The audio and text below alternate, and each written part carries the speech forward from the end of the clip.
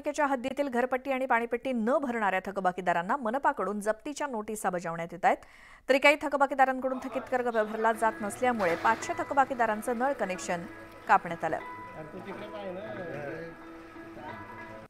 थोड़ा पैसों का प्रॉब्लम था घर में, दवाखाने वगैरह, मेरे को छोटे 3 बच्चे हैं, तो अभी उनको जो है बोला मैंने कि भाई नल पट्टी मैं भर दूंगा। उसके बाद में जो है उन्होंने बोला कि भाई हाँ मैंने भर दिया, मतलब घर पट्टी, तो अब कल के दिन आकर जो है नल फिट कर देंगे।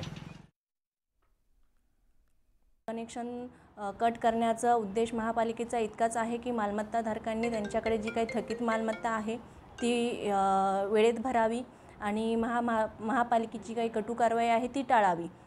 आणि मी पुन्हा शहरातील नागरिकांना हे आवाहन करू इच्छिते की अभय योजना ही महापालिकेने राबवली आहे